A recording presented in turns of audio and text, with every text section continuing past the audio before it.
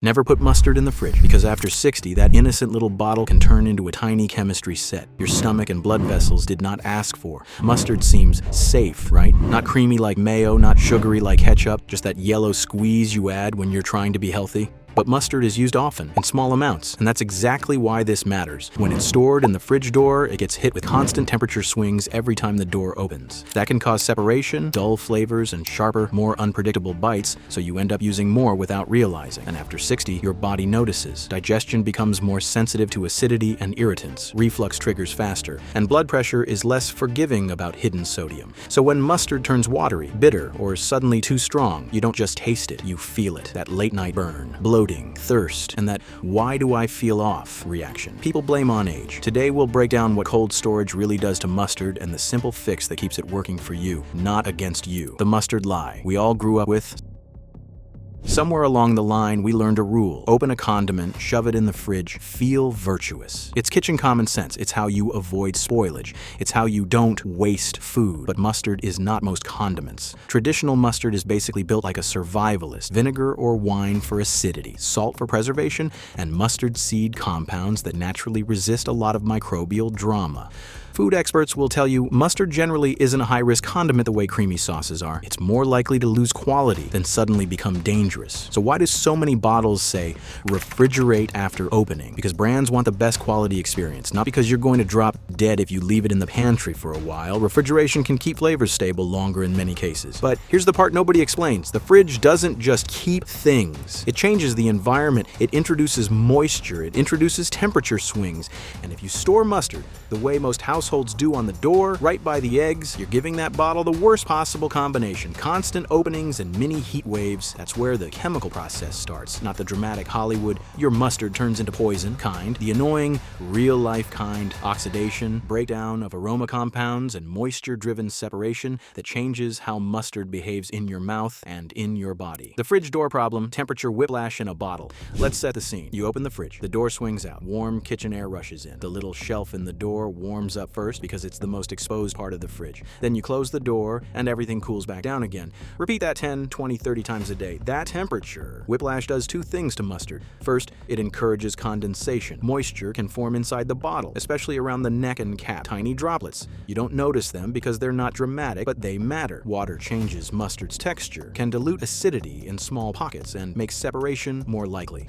That's why you'll sometimes squeeze out a sad, watery squirt before the real mustard follows. That watery layer isn't just gross, it's inconsistency in liquid form. Second, it messes with mustard's punchy compounds. Mustard's signature heat comes from isothiocyanates, the sharp nose-tingling compounds associated with mustard and other cruciferous plants. Those compounds are volatile. They don't sit there politely forever. Researchers have modeled how these compounds form, release into air inside packaging, and degrade over time. Translation: mustard is alive. Chemically speaking, the more air it sees and the more the temperature swings, the more those aroma compounds drift, evaporate, and change. And when mustard loses some of its bright top notes, it doesn't just get mild, it can get flat and bitter and oddly harsh. It's like a song that loses the melody and leaves you with only the bass. The flavor becomes less balanced. And what do humans do when a food feels less flavorful? We compensate, we add more. Why? Your body won't like it. After 60, here's where the story turns from kitchen trivia to, oh, that explains a lot. Mustard is typically acidic and salty. That's not a moral judgment, it's chemistry. That tang is literally acid. That shelf stability is partly salt. For a younger gut, that might be a non-event. For many people after 60, it's not. If you're prone to reflux, a cold, acidic condiment can be a trigger, especially when it hits warm food. That temperature contrast alone can irritate sensitive throats and stomachs. And when the mustard has separated and concentrated unevenly, you can get a stronger than usual mustard burn that shows up later when you're trying to sleep and wondering why your chest suddenly feels like it's negotiating with fire. Then there's sodium. People underestimate it because mustard doesn't taste as salty as soy sauce, but it's still a condiment with salt, and if you're using extra because the flavor feels dull, you've turned a light condiment into a hidden salt amplifier. That's the kind of habit that leaves you thirsty at night, puffy in the morning, and confused at your next checkup because you swear you haven't been eating salty. And the gut? Mustard seed compounds can be irritating in larger amounts for sensitive digestion. When you're 25, you smear it on a bratwurst and your body shrugs. When you're 65 and your gut lining is more reactive, that same amount, especially if it's more concentrated because of separation, can mean cramping, gas, or that unsettled feeling that makes you regret lunch by 3 p.m. So no, the fridge isn't poisoning your mustard. It's doing something sneakier. It can make the mustard less consistent, nudging you to use more and making the acid and salt hit less predictable. After 60, your body hates unpredictable, the freshness illusion, when cold makes you overdo it. There's also a psychological trick happening. Cold condiments feel fresh. You squeeze it out. It's chilled. It feels clean, crisp, controlled. So you use it more confidently. More mustard on the sandwich, more mustard in the potato salad, more mustard whisked into a dressing. But if the bottle has been living in the door, going through temperature swings, it's often not at its best. So you use more to chase the flavor you remember. Now you've doubled the dose without noticing. And remember, mustard isn't one big bad thing. It's a small thing you repeat daily, for years. That's how little habits turn into big discomfort. So what should you do? Leave mustard on the counter forever like it's 1920? Not exactly. The mustard rule that actually works. Here's the rule that saves people. Stop storing mustard in the fridge door. If you're going to refrigerate mustard, keep it deeper in the fridge where temperature is steadier. The door is the most chaotic part, and that chaos is what encourages condensation and flavor shift. Steady temperature is what keeps mustard predictable. If you're using a commercial vinegar-based mustard and you go through it quickly, a cool, dark pantry can be fine for quality for a while. The key is stable conditions, away from heat, away from sunlight, cap tightly closed, and no double-dipping knives that bring food bits back into the bottle like tiny contamination gifts. Homemade mustard is a different story. It's often less acidic, less preserved, and more sensitive, so refrigeration makes more sense there, especially for safety and freshness. But most people aren't talking about homemade mustard. They're talking about that standard squeeze bottle that's been opened and closed 1,000 times. And if you want the biggest upgrade of all, buy smaller bottles. That's it. That's the secret weapon nobody talks about. A smaller bottle means less time open, less time exposed to oxygen, less time getting knocked around by temperature swings. You finish it while the flavor is still bright and the texture is still smooth, instead of squeezing out watery mystery liquid first. Now, before you say, okay, but I've kept mustard in the fridge for years and I'm fine, let me show you a quick way to tell if your bottle has started shifting. The 2-squeeze test? If you see crust under the cap, that's moisture and air quietly working overtime in there.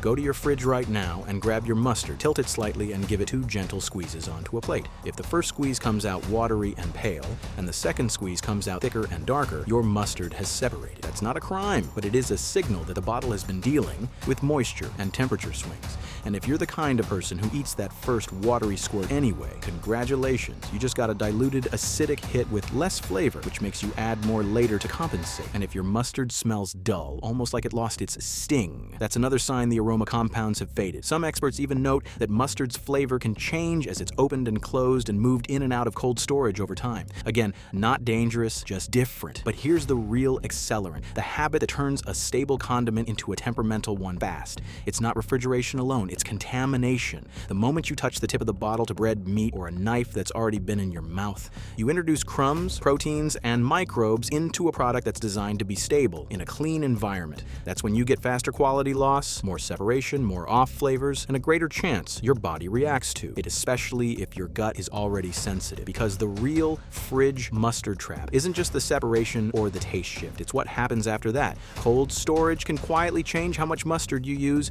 how much sodium you're unknowingly stacking on your meal, and why one specific type of mustard is far more likely to mess with you after 60 than the basic yellow stuff. And that one specific type is usually hiding in the gourmet corner of the condiment aisle, right where the labels start sounding like a wine menu. The sneakiest offender, fancy mustard with wine, fruit, or creamy bases. If you grew up on classic yellow mustard, you're dealing with a pretty simple formula. Mustard seed, vinegar, salt, maybe turmeric for color. It's sharp, predictable, and usually used in small amounts. But the moment you step into the gourmet aisle Dijon, whole grain, honey mustard, beer mustard, herb mustard, stone ground, truffle, fig, chardonnay, maple, aioli style, you're not just buying flavor, flavor, you're buying extra ingredients that behave differently over time. Dijon-style mustards often include wine or wine-based vinegar, sometimes citrus, sometimes sulfites as a preservative, and a different balance of acids. Honey mustard adds sugar. Creamy mustard sauces can include egg yolk, dairy, or stabilizers that make them feel silky. These aren't automatically bad. Some are delicious, but they're the ones most likely to trigger the "why did that bother me today?" mystery after 60. Here's why. After 60, your system becomes less tolerant of extremes. Strong acids can feel sharper. Extra sugar hits harder. Richer emulsions can sit heavier. And when you're using mustard as a healthy swap for heavier condiments, it's easy to forget that some mustards aren't really mustard anymore. They're sauces wearing a mustard costume. So if there's one style that tends to cause the most drama, it's not the plain yellow, it's the sweetened or wine-forward versions people pour like salad dressing. The sodium stack, how mustard turns into a hidden salt meal. Mustard isn't usually eaten alone. It rides in on a sandwich, a hot dog, a wrap, a burger, a plate of eggs, a bowl of beans, or a light lunch made of deli meat and crackers. That's important because after 60, your sodium exposure isn't coming from one villain, it's coming from the pileup. Deli meats are salty. Cheese is salty. Bread can be salty. Pickles are salty. Canned soups are salty. Even healthy, whole grain crackers can be sneaky. Then mustard comes in like the friendly neighbor and quietly adds another layer. Here's the easy reality check that changes everything. Next time you're in the kitchen, look at the label on your mustard, not the front, the side, the sodium per teaspoon. Then look at how you actually use it. If you're the type who makes a thick mustard stripe across bread, you're not eating a teaspoon. You might be closer to a tablespoon. And that's when your tiny condiment becomes a meaningful chunk of your daily sodium, especially if the rest of the meal is already salty. After 60, that matters because your kidneys and blood vessels don't rebound the same way. Your body can still handle sodium, but it tends to hold on to it longer, and the effects show up as subtle pressure and fluid shifts you don't always connect to lunch. And mustard loves salty company. It pairs perfectly with processed meats and cheeses, the exact foods that already push sodium high. So the condiment isn't the whole problem. It's the final straw that turns a pretty normal meal into a day your body spends trying to rebalance. The sugar mustard problem, when healthier than ketchup becomes dessert in disguise. Now let's talk about honey mustard, the condiment that has tricked more people than any other because it tastes like comfort and gets marketed like it's still mustard. Honey mustard is often built on sugar, honey, or syrups. That's the point. It's why it's addictive, but it also means it behaves less like a sharp condiment and more like a sweet sauce. And if you're using it on healthy foods like chicken breasts, salads, or vegetables, you can end up eating far more of it than you would plain mustard because it's designed to be spooned, dipped, and drizzled. After 60, the concern isn't that you can't have sugar. It's that sugar is more likely to create the roller coaster. A quick lift, then the crash, then the snack urge that shows up an hour later like, hey, we should find something crunchy and sweet. That's how people end up confused about cravings even when they ate healthy. And there's a second sneaky effect. Sweet sauces can train your taste buds to expect sweetness with meals. Then real food tastes bland. Then you reach for more sauce. Then the cycle deepens. If you love honey mustard, you don't have to break up with it. You just have to stop letting it pretend it's a free food. Treat it like a sauce. Use a small amount and let it be intentional, not the default. The cold shock effect, when mustard turns into a mood swing on your tongue. Mustard isn't just flavor, it's sensation, and sensation changes with temperature. Cold mustard from the fridge can feel muted at first because cold dulls taste and smell, so you spread a thicker layer to get it to taste like something. Then the mustard hits warm food eggs, a burger, soup, vegetables, and it wakes up. The sharpness blooms, the tang feels louder, and what seemed like a normal amount turns into, wow, that's a lot halfway through the bite. That swing matters after 60 because taste and smell naturally change over time. Many people notice they need stronger flavors to feel satisfied, but their tissues can be more sensitive to intense sensations at the same time. So you end up in a loop. You add more because you can't taste it well at first. Then you regret it because it hits harder once it warms up. It's also why mustard can feel inconsistent from meal to meal even when you swear you use the same amount. Differences in food temperature can change the experience. If you want mustard to behave, let it come closer to room temperature before you use it, or squeeze it onto the plate and give it a minute while you finish cooking. You'll taste the flavor sooner, use less without trying, and your mouth won't feel like it's dealing with surprises. The fridge odor sponge, when mustard starts tasting like everything else. Refrigerators are basically a neighborhood of smells, onions, garlic, fish, leftovers, that one container nobody wants to identify. And condiments stored long-term can pick up subtle background notes, especially in plastic squeeze bottles that let aromas creep in over time. That's how you end up with mustard that tastes vaguely like the fridge. Not enough to scream, spoil, just enough to feel off. And when it feels off, you chase the original flavor by adding more, turning a small squirt into a heavy hand. The forever bottle problem. How long people keep mustard without noticing. Mustard doesn't look like it goes bad, so it overstays its welcome. A bottle gets opened for one barbecue, then it lives in the fridge for months, sometimes years, while everyone forgets it exists. Over time, even a stable condiment can lose what makes it easy on your body. Balanced flavor, consistent strength, predictable bite. After 60, predictable matters more than people think. Simplest win. Date the bottle the day you open it. One quick marker scribble. When you can see how long it's been hanging around, you stop accidentally using last year's mustard out of habit. And if you want the laziest workaround, use single-serve packets when you can. They're not glamorous, but they remove the two big problems at once. You're not keeping a bottle for ages, and you're not dragging crumbs back into the opening. One packet, one meal, done. For people who only use mustard occasionally, that's often the most body-friendly option. No drama, no guessing, no weird surprises later. The age 60 twist. Why mustard reactions get louder.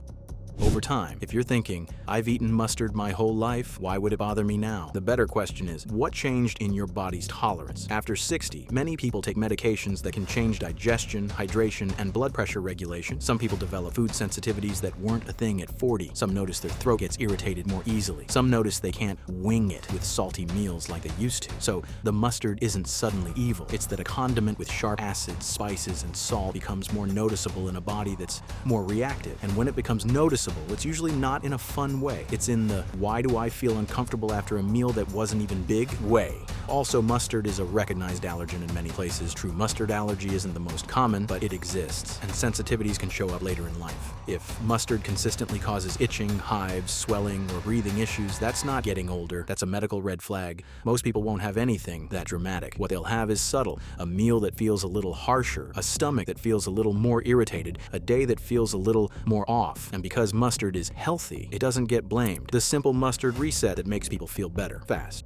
If you want to test whether mustard style and handling are quietly messing with you, do a 7-day reset. Not forever, just a week. Use a plain mustard simple ingredient list. No added sugar, no creamy base. Keep your usage consistent and modest. Pair it with meals that aren't already salt bombs. And pay attention to what changes, the way you feel after lunch, whether you crave snacks later, how your stomach behaves, and whether your mystery discomfort becomes quieter. Then bring back your favorite fancy mustard and see what happens. If the discomfort returns, you don't need to panic. You just learned something about your tolerance and your portion sizes. And if you still want that gourmet flavor without the side effects, you have options. Mix plain mustard with lemon and herbs. Stir in a tiny amount of honey yourself so you control the sweetness. Add mustard to a yogurt-based dip instead of a sugary bottled sauce. You keep the taste, but you stop letting the bottle decide your ratios. So, what should you do today? Don't overthink it. Do the simple things that actually move the needle. Choose the mustard style that matches your body, and don't let healthy marketing turn a condiment into a main ingredient, because mustard should be a little spark, not the thing that quietly pushes your lunch from fine into why do I feel like this? If this made you look at your fridge differently, hit like, subscribe for more real-world food storage truths that actually matter, and drop a comment. What kind of mustard do you keep at home? Yellow, Dijon, honey mustard, spicy brown, and what's the one meal you always put it on?